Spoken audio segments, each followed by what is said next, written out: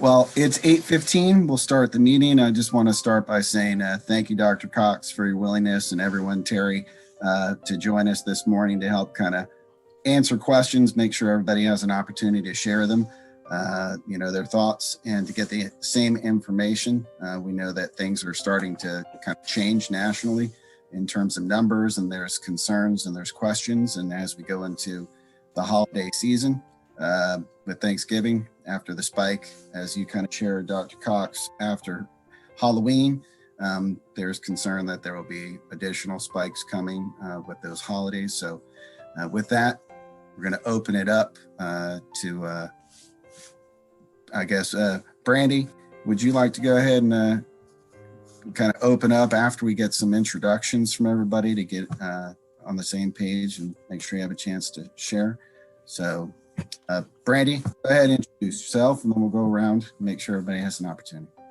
Good morning. I'm Brandi Faison, the District Director for District 4 with LCTA and the lead site rep at Robb Middle School. Lyndsey Bell is the secondary site rep, and Lisa Ponte, whose screen is not closed, is the third site rep here. Thank you.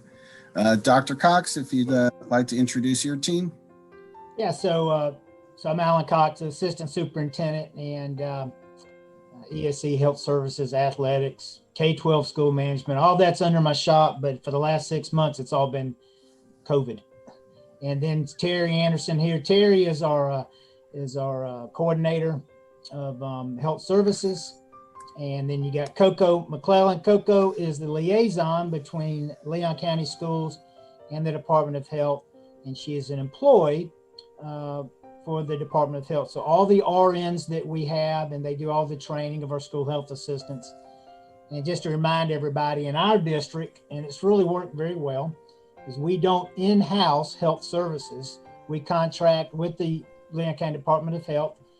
And that's why this really, it was an advantage to us when COVID came around, because we already had a great relationship, Coco and I, and she's, number 2 over there at the health department, her and a lady named Holly. And we already were working with them anyway in all our normal health services. So the CDC recommendation and all the other recommendations that you work with your local Department of Health was just a natural progression, which helped us. It's my group.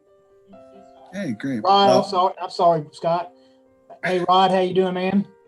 So we got Rod McQueen over here. I just noticed I'm Alan Cox too. I see that. How's that? Rod is Rod's in charge of our code enforcement, by the OSHA stuff, cleaning in the schools, big part of delivering supplies, all the PPE, sanitation equipment, the kits that we sent to all the different classrooms. That was Rod's area. Good morning, everyone. Yeah. Morning. All right. And Principal Scott, if you'd like to introduce your team, I think you got everybody here, and then we'll hand it back over to Brandi. Good morning, everybody. I'm Marcus Scott, principal here at Robb Middle School. I have Ms. Van Camp on, who's our assistant principal for curriculum. Also have Mr. Cowart here as our assistant principal for administration. And that's our admin team that's here. And we have a host of other teachers and some of our non-instructional staff as well. Wonderful. All right, we'll get started. We know school will be starting soon, so we want to use our time as wisely as possible. So Brandi, if you'll go ahead and begin for us. So thank you, Dr. Cox, for taking the meeting today. And let me say personally that I've had to talk to Coco for a situation that I had going on, and you were wonderful. Thank you for taking the time that evening to speak to me. And from everyone else that I heard that you've taken the time to call, which is everyone that I know that has had to go out, they've all appreciated that phone call. And so I know that you've been overwhelmed, and there's been a lot going on for both Dr. Cox and yourself. And let me also say that I know Mr. Marcus Scott, my principal, because I have 2 Scotts on here today, has been amazing. He stayed up here with the situation that I personally dealt with till I think it was almost 8:30 at night, trying to help cull some of the confusion, because each case seems to be unique, and that's what we are seeing, and that's what kind of has initiated this meeting. Not not complaining about any protocols or procedures that we have going on, but I have maybe 3 or 4 broad concerns that members have brought forth. And then I know that if you just speak about it, it'll probably clarify everything in a reasonable manner, that everything's not going to be specific, because like I just said, each case is a little different, but maybe just addressing these basic points could help ease some of the confusion and communication that people get riled up or nervous about. The first thing that everyone wants to know is, do we have an actual written protocol of how to return to work? Because people aren't having to test negative in some cases, but they're having to be asymptomatic, and some people are having to get doctor's letters, but none of it that has been shared back to me, and that's not saying it's not going to them, has been in a written communication form. And so they're wanting to know, is there actually a written communication? Is there actually a written protocol? Or can you say what the protocol is today? And that goes to the second thing. Can we provide more written communication with the members so that they can articulate to their doctors, to their administrators, to their site reps better what is being said? Because I know Coco and I had a very in-depth conversation, and, you know, I was able to communicate back to Marcus, and we went, you know, very clear orally, but having that written communication would be nice. And not everybody is as comfortable with verbal. I have no problem with it, but not everybody is. And then we've had several issues with multiple staff members, spouses at our school, having to, one, go home and test, or the other had to test. And then if you come up positive, you had to wait for a negative test from the other, or so many days under quarantine, but there's no specifications on what it means to quarantine from your spouse. Does that mean in a different house? Does that mean in a different room? Or like some specifications. And I think that's mainly what this meeting is about, is people wanting clarification on the protocols to return, how to quarantine, and how are you guys evolving with the CDC guidelines as they change, because there have been some changes. And I think that's pretty much all of the questions that our members have been having. Coco, let me take that first piece on the written protocol, since I was the coordinator of bringing all the authors together of our health plan. You can talk to them more about some of the specifics. So before COVID came around, I spent most of my time in ESE litigation.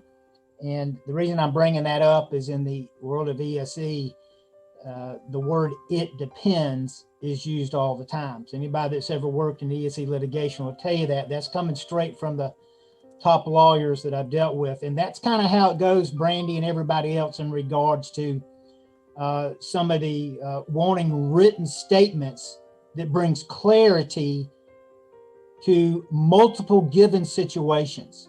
It is a very difficult thing to do. That's why, for the going down 8 months, we sent out the written protocol that you contact your supervisor.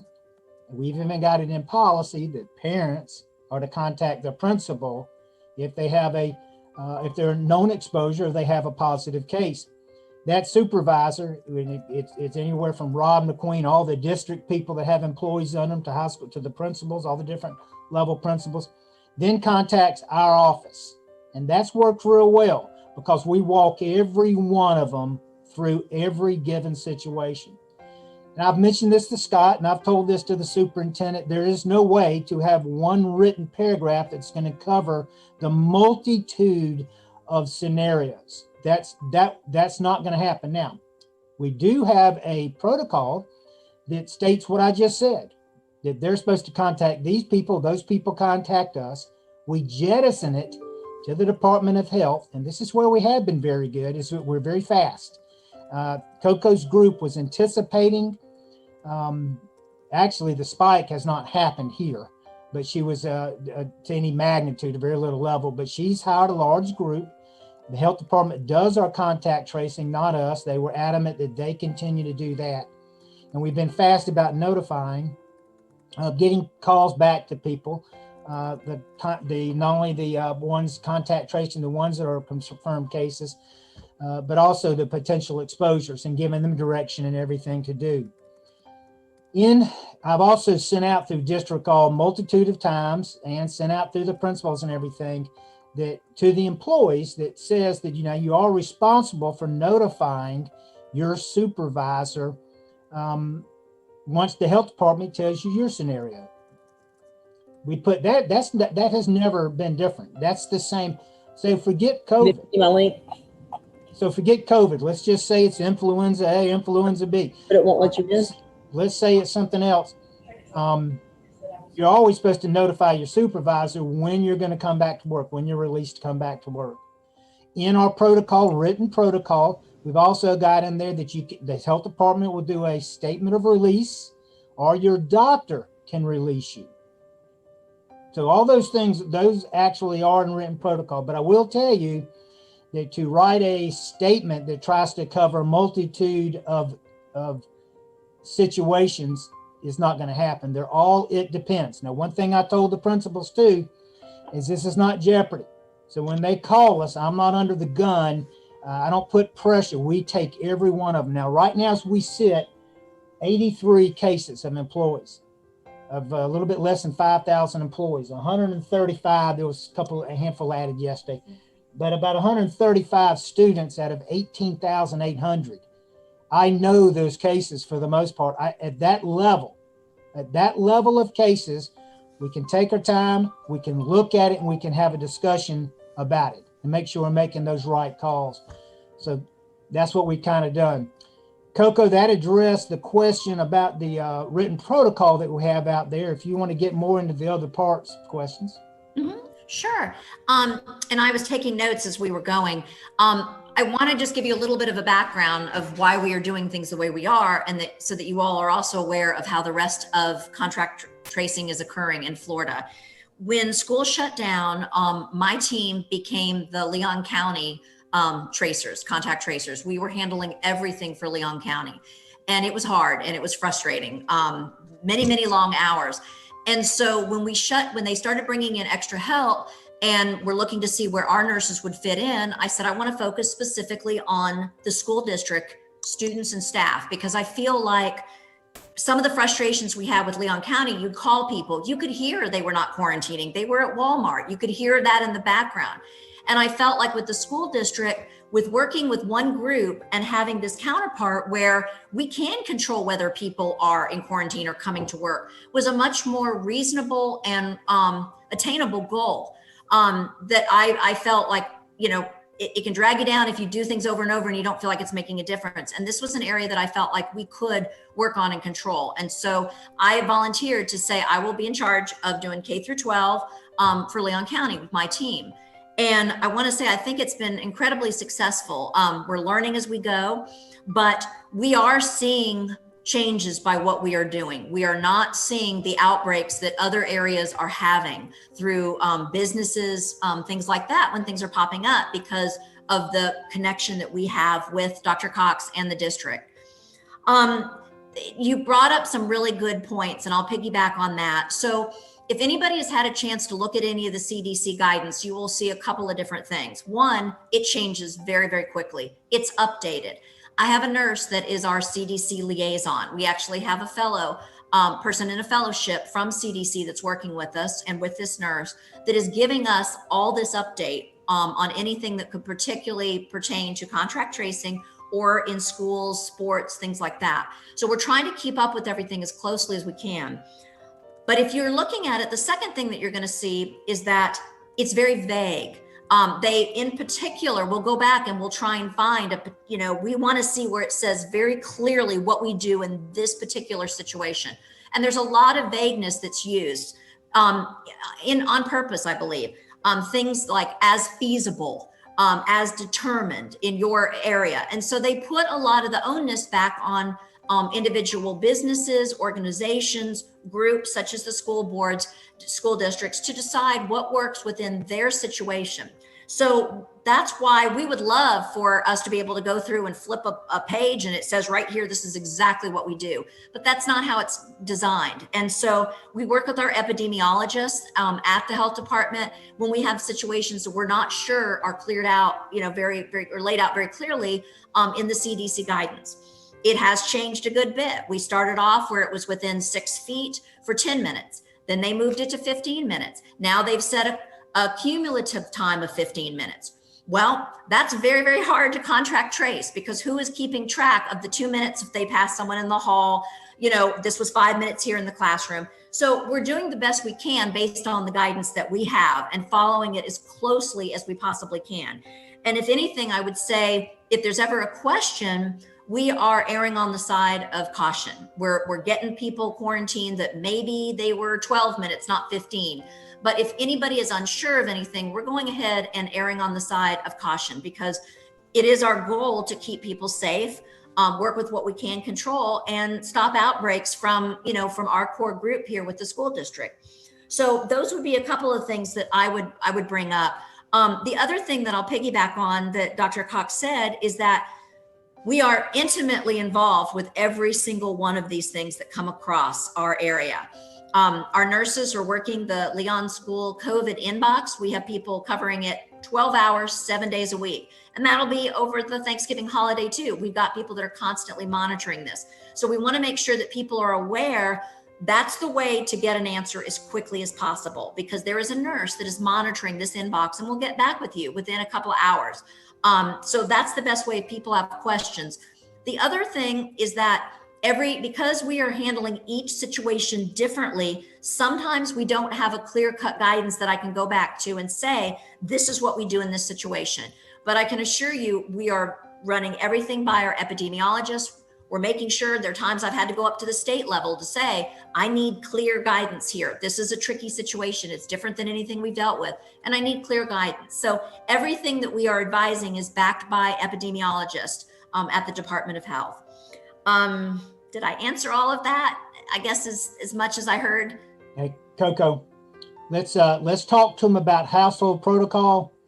That is by far our most problematic issue. It is probably our most situation that has put the students or staff have known confirmed positive cases. Okay, so let's talk them through that so they can understand all the intricacies of it.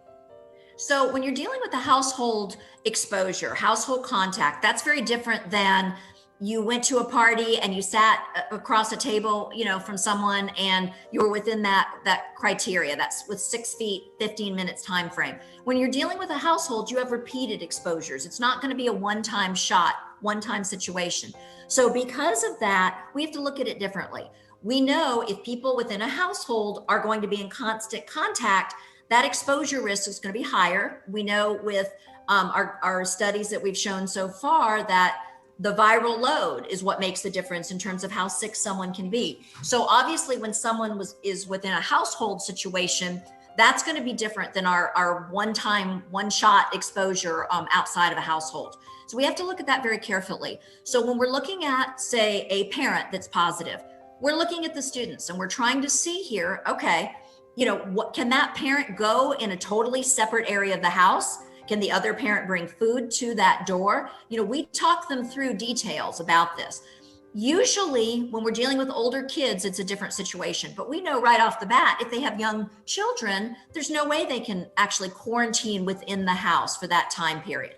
So we have to look at their exposure risk being greater. And we look at that, it's going to be the entire time that the positive case is in that house where they are possibly contagious. And generally speaking, that's 10 days from the date the symptoms started, or if they're asymptomatic, from the date that the positive test occurred. It's that 10-day window. So what we're looking at with that is a situation where if they cannot isolate totally away from everybody, not come out of a room, use a separate bathroom, have meals brought to the door, they're not having any more contact, that's what we're looking at. So given that time frame, people within that house, if that isolation cannot occur within that house, and we're doing extensive interviews with people, then what's happening is that 10-day time period is when that person is contagious. So anyone within that household could possibly be continuing to pick up the virus until the positive case is no longer contagious. And in most cases, that's going to be the 10 days. So what we look at in that case is we've got the 10 days that someone's contagious. what we call the quarantine continues on for the other family members that have not tested positive for 14 days from the last date that that positive case is contagious. So if you look at the 10-day time period, then you add the 14 days on top of that. That's where we come up with the 24, because it can be 14 days, 2 to 14, according to CDC, that it can take for someone to have the virus actually morph in their body and start to show symptoms. So that's where the 10 plus 14 came from. Now, when we have a different situation where we're talking about family members that are essential workers, and that includes all of us, and that is laid out through, I believe it's Homeland Security. We've tracked that down to that statutes of how they describe that. You can treat it a little bit differently, because these are situations where, as long as people are not symptomatic and we can get a negative test, they go under what's called a working quarantine. And that would be the situation with all of us at the Department of Health, hospital workers, people in education, banking, grocery services, things that are essential to keep the economy moving and to keep the world operating, basically, that could not shut down. So in that situation, under a working quarantine, what we like to do, and we've made this decision, again, based on taking it an extra cautious step. So what we have said is that when we have, say, a teacher, we'll say there's a spouse of a positive case that's a teacher. What we want to do is have that teacher tested through our Lively test, which is the PCR test, the gold standard basically of testing. It's not the rapid test. So it's the one that we have right now that's going to give us the best results to see about the virus. We want to wait until that person is at the end of the positive cases contagious time period. And we don't have to. Under the essential worker guideline, you can test, no symptoms, you go back right away. But when we had this come up, we decided, and I did consult with epidemiologists about this, that it makes better sense to wait to the very end. So we will get the most accurate PCR testing. So we wait till the end of that 10-day time period, test that essential worker with the PCR test. And as long as they have no symptoms and that PCR is negative, we can send them back to work under a working quarantine. So what that means is they can go and do their job, and this is explained to them. They go and do their job, they come home. They are not to go out to parties, go other places. They are to keep their distance at work in the off chance that they may still be developing the virus. But we're trying to catch them as close to that 10-day time period, so we have the best possible chance of catching, if they are going to be positive, catching it at that point. But the working quarantine means you are currently not positive, you have no symptoms, and you can go to work, do your job, and come back. Okay. Scott, yes. let me, I want Rod, and then I'll be quiet for a minute. Let me let Rod speak up here a minute, because he's part of our process in this.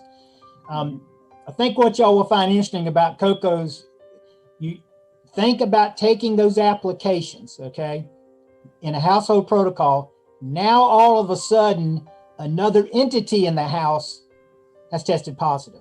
Now you got to reapply it again. You can see the complexity of this is why we work through everyone. Rod, if you can speak up, since you're the man, you're the what we call the strike force, and come in and make sure everything's cleaned up for us. Talk about that a little bit. Okay, Dr. Cox. Again, good morning, everyone. With the strike teams, we developed the strike team to come in and to assist the custodians on their cleaning. If there's a situation that occurs immediately at the school where a staff person or a student is sent home with a case, we ask that the administrator vacates that room immediately and then isolate that space for the strike team to come in at 4 to 6 hours after the suspected or proposed exposure. And then they come in and clean and disinfect the space in its entirety, not just the high touch surface areas. So that space is available that next day. But again, this is an assistance to what the custodians are already doing with the assistance of the teachers and some students of wiping those spaces down, those high touch surface areas down between classes or as frequently as possible. But at the end of the evening, the custodians are required to disinfect that space every evening, the last person on the shift, such that space is completely disinfected and safe for the staff and students the next day. Okay, thank you, Rod. I'm going to open it up to a question. Lyndsey's been waiting patiently for a while here, and Ms. Bell, if you would go ahead and unmute yourself and ask your question. Hey, good morning. I wanted to come back to Ms. Faison's initial question talking about the written protocol. And I understand I had tested positive for COVID in the middle of October. Coco, you actually helped me get back to work efficiently, and I was very grateful. I understand that the situation changes moment by moment. I 100%, I get it. I was sick and my husband was fine, and then a few days later he wasn't. So I totally understand that. I think that what Ms. Faison was asking for, and understandably with grace and an abundance of caution, is there a way that when a situation occurs, when, for example, like when I tested positive, a phone call from one of the nurses that works with Coco, and she kind of explained the process to me. But it would have been very helpful for me to get an email with that information, because in my situation, I have a husband and I have a 2-year-old. And so my number one priority was their well-being, obviously, aside from my students. And so I think that just getting an email and with like, hey, as of this moment, here's the plan. If the situation changes, let us know. That way there would, from my perspective, possibly offer the understanding that this could change, like when it was just me, here was the plan. A few days later, when my husband tested positive, okay, the situation has changed, here's the new plan. And I think that's what we're asking for, is maybe not necessarily a published, like, clear ABCD, because that's not feasible and that's not realistic. Just like it's not dealing with ESE students, Dr. Cox. It's always the if then.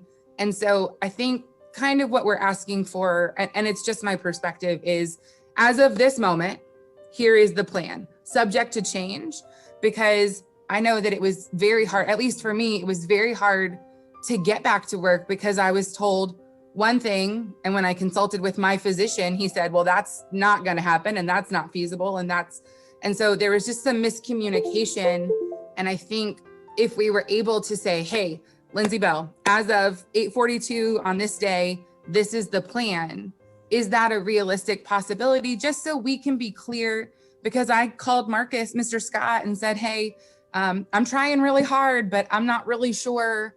I'm hearing one thing from the Department of Health and I'm hearing another from my physician. And is there a way to marry those things just for consistency and clarity with our school sites? Good, great question, Lyndsey. Hey, Terri and Coco on this one. We developed that Leon Schools COVID at flhealth.gov, right? Which we have somebody answering every hour. And actually, Lyndsey, your concerns were why we put that together. Coco, y'all staff it. Mm-hmm. Lyndsey, I gotta tell you, it's been an interesting, the last 8 months, getting all the different school sites and everybody on board with our health and safety reopening plan. Try to get the doctors on board. Okay, I mean, it is that's something that probably won't take place. I mean, they're licensed, certified MDs. So we will take their written notice over the release from the health department, but trying to get them all to, and they all have interpretations of CDC too, so that's another interesting challenge we had. Terri or Coco, any comments on that about the written response back in email format? Coco, you froze. A really good point. And this is, I guess, what I would say about that is that what we have to be careful of is, you understand, when we're saying this, that this could change. But a lot of people, when we put something in writing, they're not going to reach back out to us, even if you put over and over and say, if this, then this, do that. So what we'd rather do is have that discussion, come up with a plan, and then have people reach back out to the inbox. So you have a nurse that is saying, tell me what's happening right now, and I can advise you, because we really can't predict. The other part of it that I would add is that, as Dr. Cox said, a lot of the physicians are not that well versed in the practice and how this is working. With that being said, we also don't know what each individual person's particular health needs are or issues are. That's where we'll say, if you're still having symptoms, 15 days out, you need to go to your doctor. And we defer after 10 days and you're still sick. We step back and say, that needs to go back to your doctor. We are not the ones that can then handle this case. So I think because it is a constantly fluid situation, what I guess I would say is and any of the things that are coming up, we welcome you to basically go to that inbox and a nurse is going to advise you. And it may be the next day, and that's fine too. You know, or if you have any questions, you go back to that. It's going to be answered by a nurse.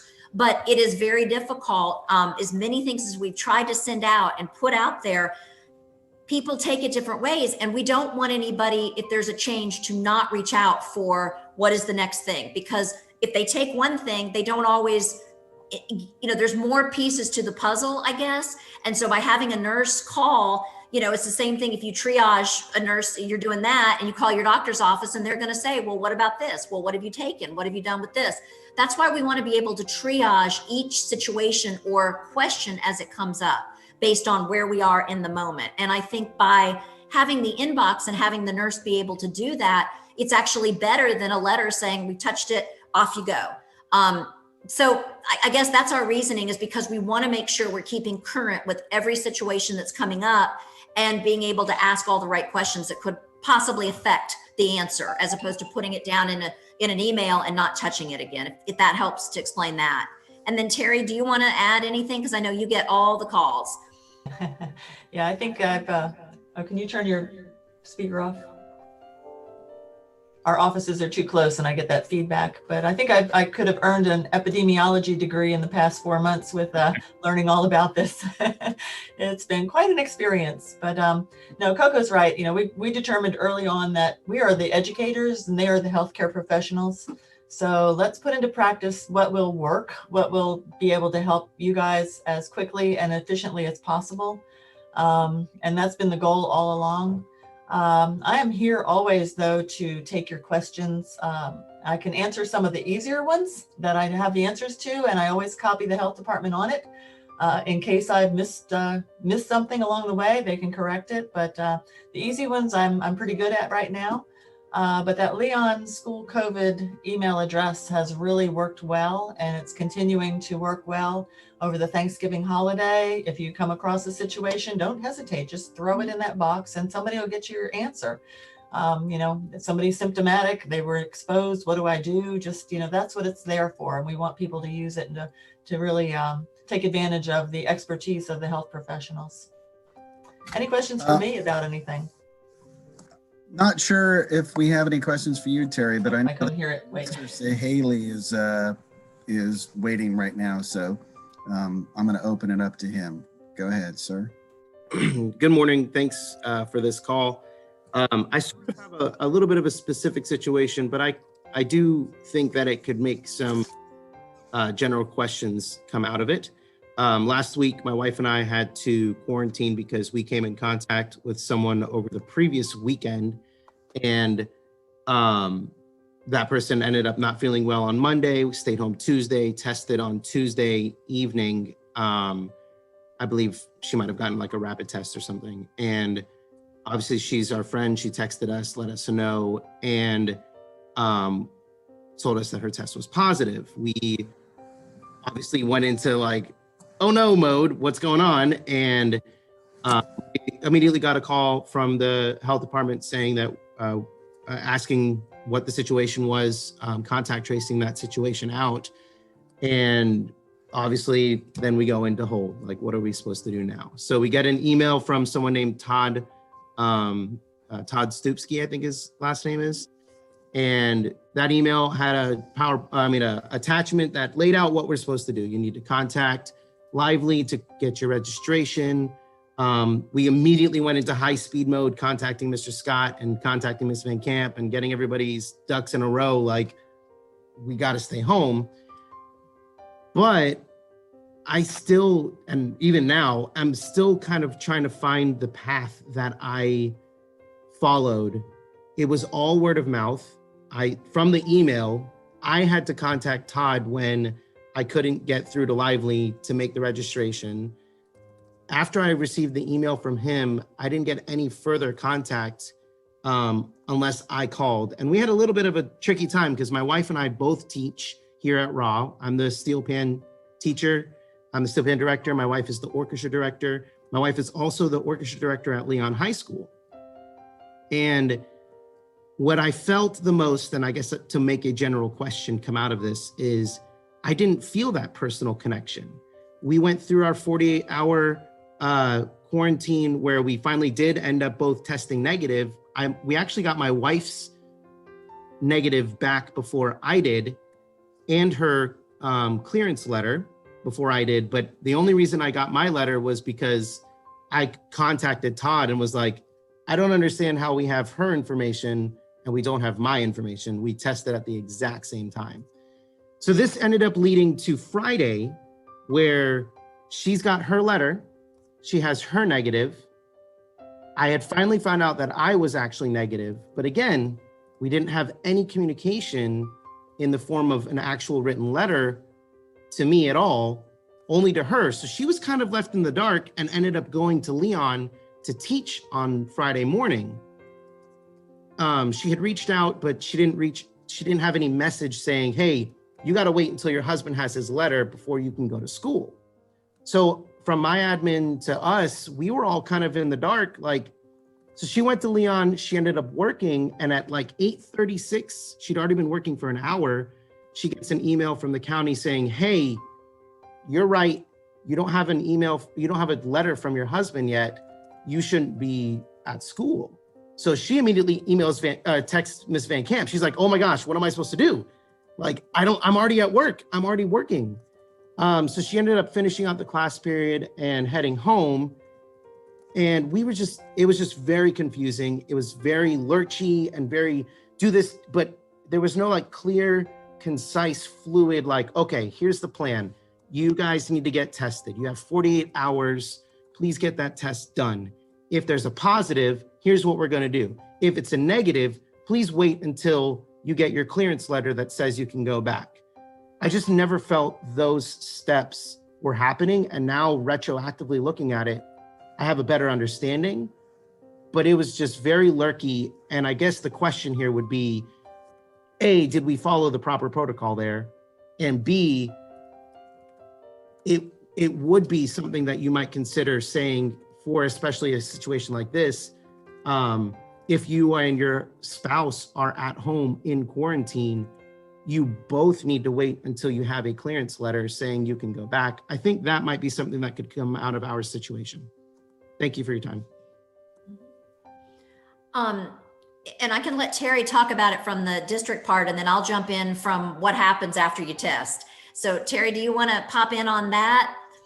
Sure. Turn your speaker down. Sorry. We get, this isn't an excuse, it's just the reality of it is that we get so many folks that have exposures. That's how I spend my day, answering, the potential exposure and trying to walk people through it and determining whether the exposure was one where we have to send somebody to Lively. We want them to go to Lively rather than to go to Bragg and get a rapid test, because we had issues with those coming back negative, and they'd also do a PCR and then find out 3 days later that the person was positive, and they've just infected like a whole classroom of students. So I want to say that you're right.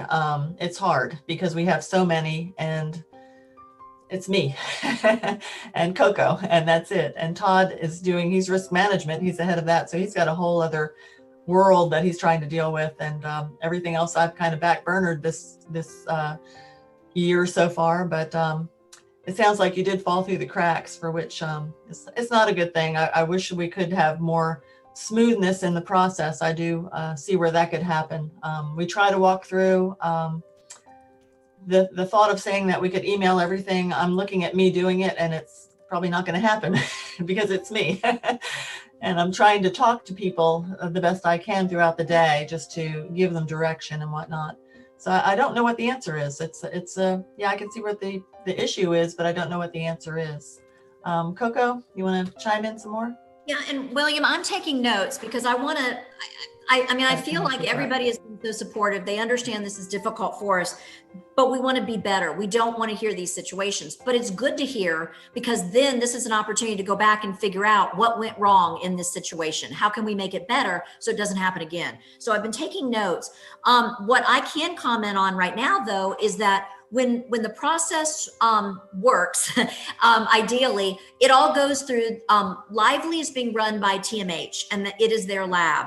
And there are times where we are not getting, sometimes we get it back within 24 hours. Every weekend we've got people testing. So as soon as we've got people checking. So as soon as we get those lab results back, we're getting that to you as quickly as possible in that letter form, because we know people are waiting. You know, if a lab result comes in on Saturday, I don't want to wait till Sunday night. As long as you're negative, that means you can go out and enjoy the rest of your weekend. So we've got people that are doing this as quickly as possible. But we have no control over what's happening and when we get them back. Because this is the TMH lab, this is the same lab that did the FSU and Clemson football players. So they are dealing with a lot of different things. So why people that test on the same day don't come back at the same time, I don't.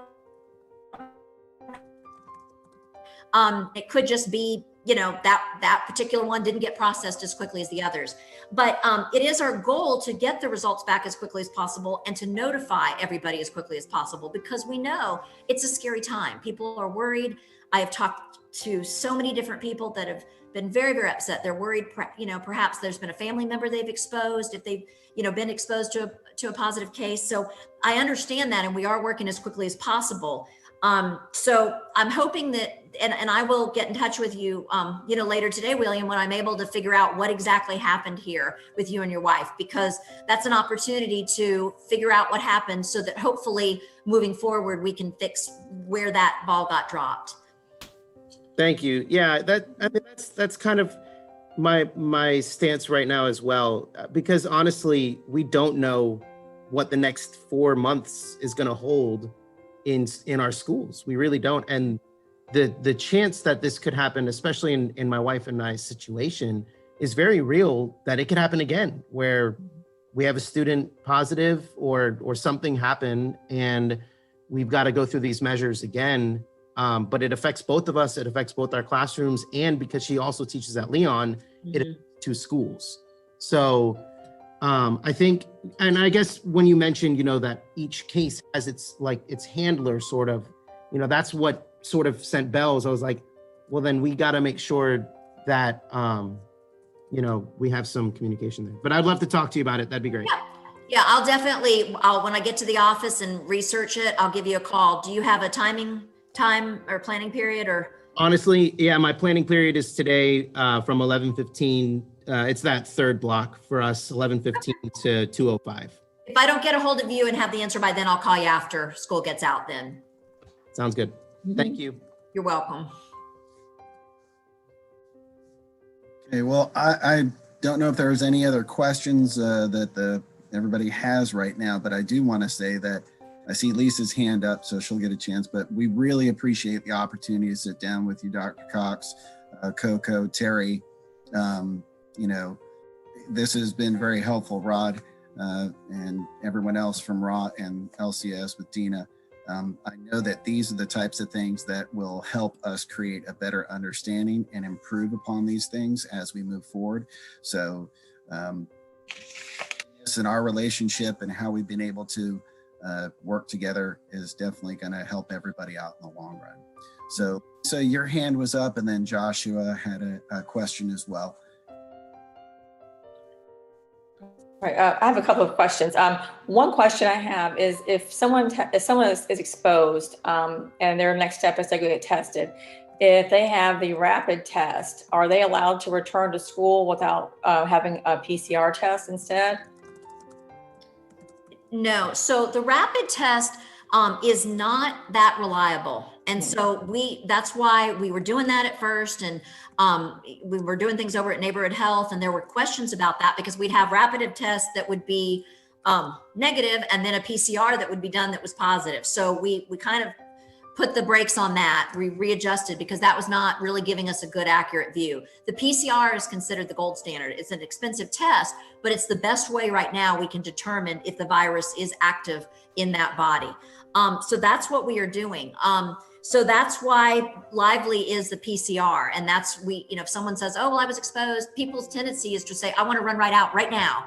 We want them to wait. We want to get the best possible chance for that to show up. So CDC says 48 hours. So we say at least 48 to 72 hours. Let's wait to where we have the best possible chance of showing if there is going to be a positive test with the most accurate test that we have. So that's why we say the PCR and the time. A follow-up to that, Coco, then. So for example, I know that when someone is sent home from the school site is a little bit different than when someone has, let's say, over the weekend, I've been exposed to someone, I contact my principal, that type of situation. They're kind of looked at differently at the district level. When somebody does over the weekend find out that they've been exposed and they contact the principal, is that then a situation where we've clearly communicated with site administrators that rapid tests will not be allowed as a form of bringing somebody back to the school site? Has it been communicated? Or like if the PCR test is the gold standard, have we said it must be a PCR test so that everybody has the same information? And I'll send that back to Terri, because I think you've handled that, been a part of that part of it. Yes, we have. We have many times in all of our principals meetings, I've explained to them the exact scenario that Coco just talked about, the problems we were having with rapid, and we partnered with Neighborhood Medical early. So yes, we have. Yeah. Okay. Now, so stay on top of it. But. So when a person's in that situation, they'll be contacted after they talk to the principal by DOH and asked to wait that 72 hours or whatever to the max point is, and PCR test. So we interview them. We want to have a nurse interview them to find out a little bit about the information, and also to give people an understanding of why we don't want them to run right out. Or if they say, well, I did it, I went and got my negative test, why that's not going to be the best accurate view of what potentially that exposure could have, what will come from that exposure. So we have a nurse call them first, and then risk management contacts them about the setting up with Lively and that information. And then once we get the results back, then we send them the email with the results. Okay. And I follow up with that. With Ms. Coco. So for example, let's say I have a teacher who says a third grader in my kid's class got exposed, and I want to make sure that I am not exposed.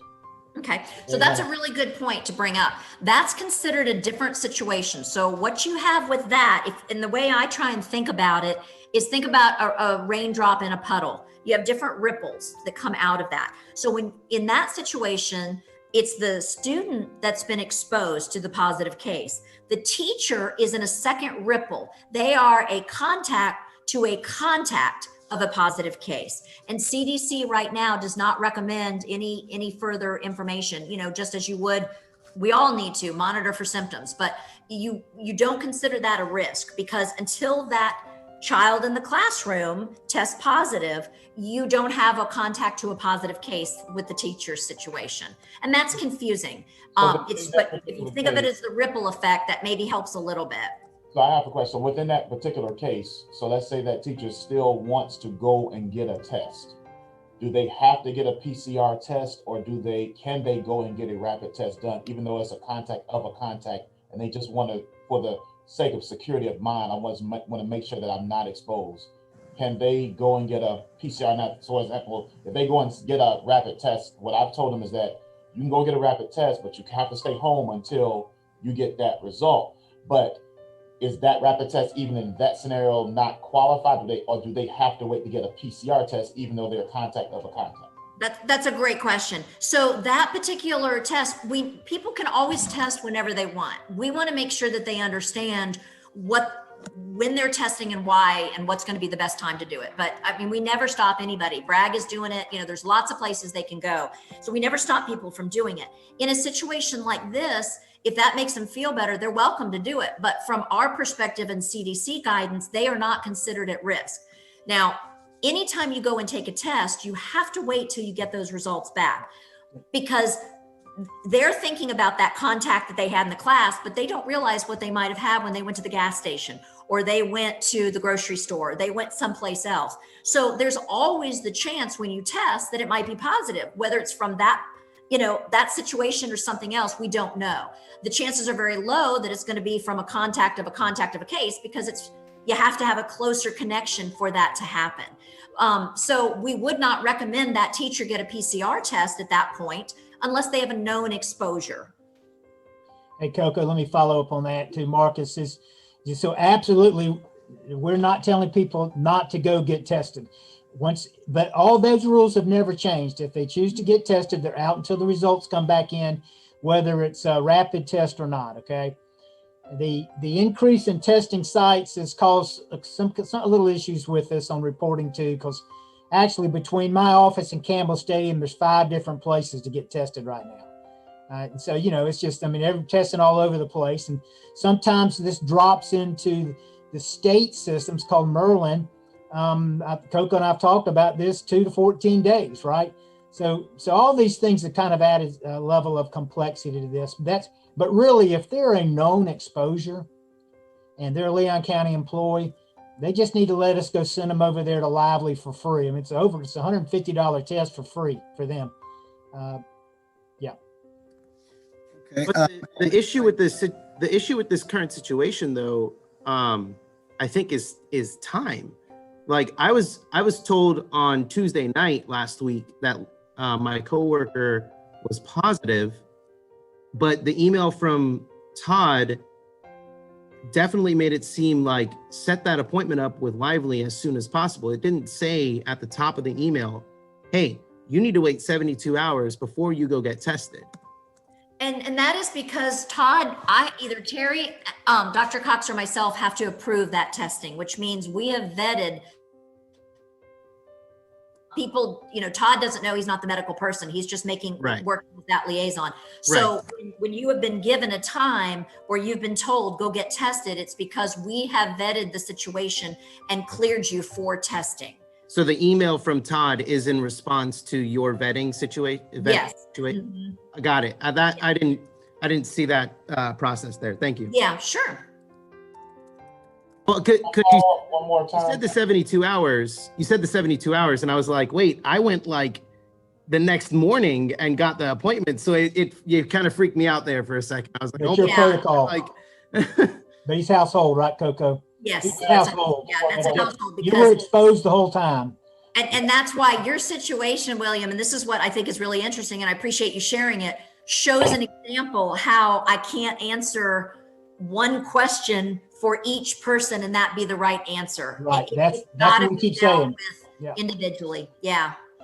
So just one more question to follow up also. We're talking about leave. So then if a teacher decides to go take their own test for security of mind, and they're out until that test results come back, whether it's a rapid test or whatever test they take, that will be on their personal leave. That's correct. And if we tell them that they need to go take a test or they need to quarantine, that will be considered under that quarantine COVID leave. Is that correct?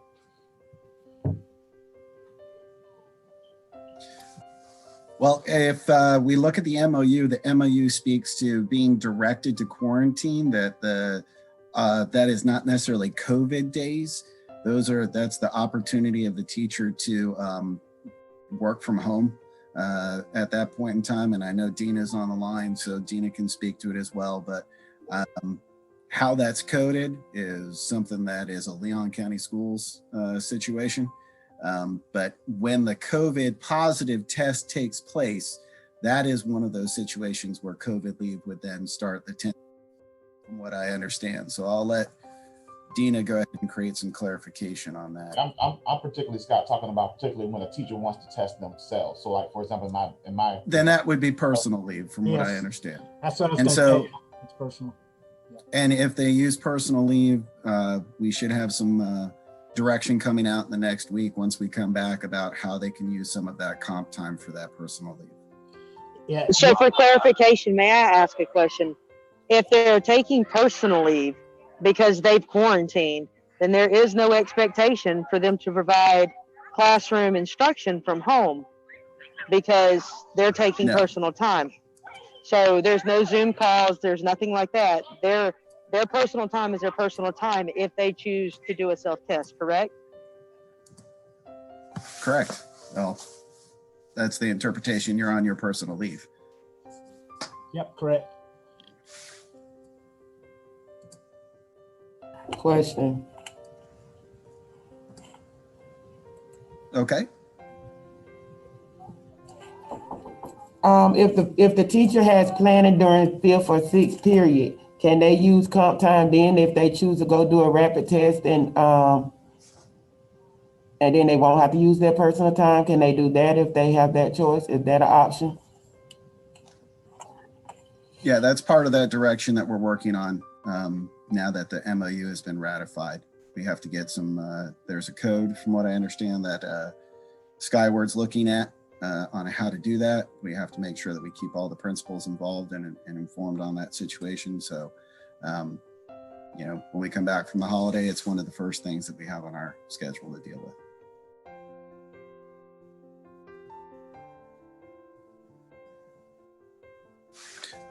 All right. Lisa, your final question, and then we're about an hour into this, and I know school day is going to be starting up soon. So kind of final thoughts from that, and go ahead, Lisa. Just one quick question. So if someone is positive, if they've gone through the process of, you know, doing the PCR test and so on, my understanding is that there is no need for a negative test before they come back to school. It's just 24 hours of being symptomless or asymptomatic after that time period. Well, so it depends. What we want to look at, there are going to be some symptoms that are going to continue longer, but doesn't mean they're contagious.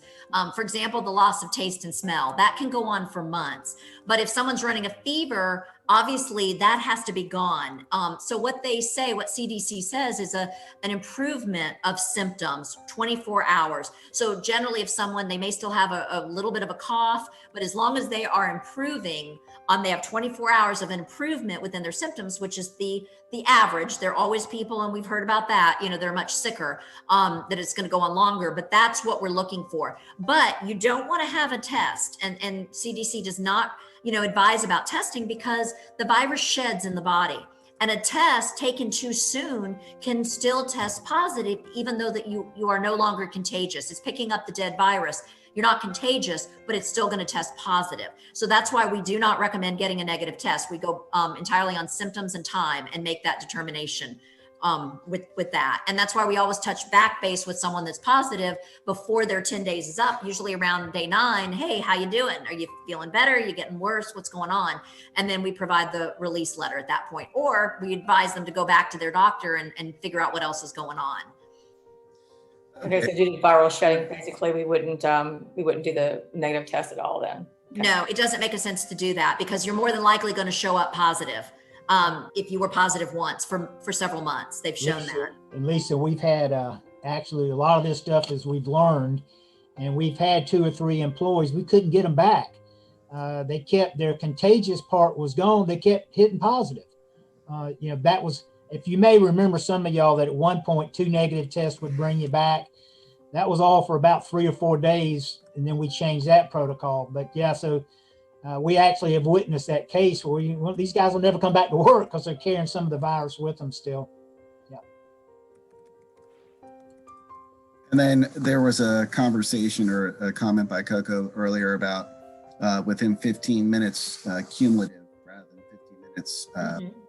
And so in terms of the CDC guidelines saying cumulative 15 minutes, what is the practice? And I think last week, Dr. Cox, you shared that it was not the cumulative, that we weren't following the CDC part. So just for clarification for everybody, if you could speak to that. We're still, as far as school-based goes, we're still on the consecutive 15 minutes. We're aware the CDC came out with the within 24 hours the cumulative now. However, athletics and William, maybe a little bit in performing arts, might be a little different. I'll give you an example is that we have not had community spread within the schools. That just simply hasn't happened. We have had it in athletics. And let's take the Leon football program, okay? So during the course of a 2 to 3 hour practice, the kids are coming in and out of that 6 feet so many times that we could simply not turn a blind eye to the cumulative, okay? That's another, it depends. And we've had that with girls volleyball. We had a cheerleading situation with that as well. So during the school day, K-12, pretty much the 7.5 hour school day, we are still going with the consecutive 15 minutes. However, we do take every situation independent and kind of look at it. We've had a couple of pre-K classes that where they couldn't tag them for the consecutive 15 minutes, but based on that age group and during what the teacher told us, we said, you know what, they were in and out of each other's space bubble so many times, we better go with the cumulative. Right, Coco, that's kind of what we've done. Yeah, and that's the thing, we are always going to err on the side of caution. Sometimes people don't want to hear that. They'll say, well, I don't know if it was really this amount of time, but we look at the situation. ESE classes, kindergarten, pre-K. If we have a situation where someone can't say, I have a set seating chart, I know what I did, I can look at this time period. If they're unsure at all, we're always going to err on the side of caution because we don't want this to explode. It's better to be safe than sorry. And so that's why we're going to always do that if we can't look at it. But that goes with saying as well, too, we can't, it's great. And that's what we talk about with the health department. It's great when CDC says this. Tracing, we actually go in depth when we're talking with high school kids. Did you leave campus? Did you go anyplace else? Were you talking to other people? We are going through this in depth, but it can be very difficult to say, did you pass that person in the hall? But we're looking to see, are you in more than one class? Let's look at seating charts. We are going that in depth to see. And I think we are doing as best we can. And I feel it's working because we're not seeing the outbreaks. The only time we have had things pop up for the most part has been in sports teams. But I also feel the other part of that as well is if these kids are all playing together, they're more than likely hanging out together on the weekends. They're going to each other's houses. They're doing other things besides what they're doing during that sporting event or in the classrooms. And because it's not extending out to other classrooms, I think the school district, I just really have to commend everybody, is doing a phenomenal job of keeping seating charts, trying to keep a track of the distance, making sure I've got teachers that have said they're setting timers. So if they're working with a kid, they're moving on. They're making sure that they're really watching that time frame, and it's working. Well, I want to say thank you to everybody for being here today. I know that it's gone a long way to help create some understanding, to allow us to go ahead and make some improvements. It's just another example of how LCTA and LCS are working together to be a positive change. So I want to thank everybody for being here.